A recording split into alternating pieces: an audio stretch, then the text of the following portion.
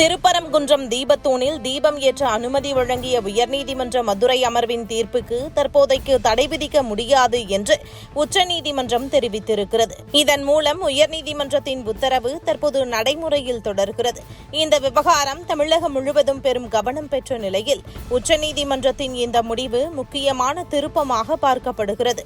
வழக்கின் இறுதி விசாரணை பின்னர் நடைபெறவுள்ளதாலும் இடைக்காலமாக உயர்நீதிமன்ற உத்தரவுக்கு எந்த தடையும் இல்லை என்பதும் குறிப்பிடத்தக்கது. இந்த தீபம் ஏற்றும் விவகாரத்தில் கடந்த முறை உயர்நீதிமன்றம் அனுமதி வழங்கிய பிறகும் அந்த உத்தரவை முழுமையாக செயல்படுத்துவதில் திமுக அரசு மீது பல்வேறு குற்றச்சாட்டுகள் எழுந்தன. நீதிமன்ற உத்தரவு முறையாக அமல்படுத்தப்படவில்லை என்பதால் மீண்டும் நீதிமன்றம் தலையிட வேண்டிய நிலை ஏற்பட்டது. அப்போது அரசு அதிகாரிகள் நீதிமன்றத்தில் ஆஜராகி மன்னிப்பு கோரிய சம்பவமும் பெரும் பேசுபொருளாக மாறியது. நீதிமன்ற உத்தரவுகளை மதித்து செயல்பட வேண்டும் என்ற கருத்து அப்போது வலியுறுத்தப்பட்டது.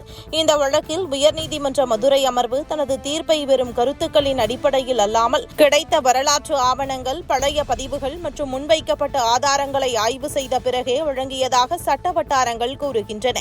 அதன் பிறகே தீபத்தூணில் தீபம் ஏற்ற அனுமதி வழங்கப்பட்டிருக்கிறது. இதனால் இந்த தீர்ப்பு சட்ட ரீதியாகவும் வரலாற்று ஆதாரங்களின் அடிப்படையிலும் வழங்கப்பட்ட நியாயமான தீர்ப்பாகவே பலரும் கருதுகின்றனர். இந்த நிலையில் தற்போது அரசியல் வட்டாரங்களிலும் புதிய விவாதம் எழுந்துள்ளது. வரவிருக்கும் காலத்தில் தமிழக அரசு இதுபோன்ற நீதிமன்ற தீர்ப்புகளை முழுமையாக நடைமுறைப்படுத்துமா அல்லது கடந்த காலத்தில் திமுக அரசு எடுத்த அணுகுமுறையைப் போலவே செயல்படுமா என்ற கேள்வியை அரசியல் விமர்சகர்கள் எழுப்பி வருகின்றனர்.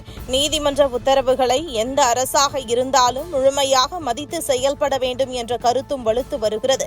மொத்தத்தில் திருப்பரங்குன்றம் தீபத்தூண் விவகாரம் தற்போது மீண்டும் முக்கிய திருப்பத்தை எட்டியுள்ளது.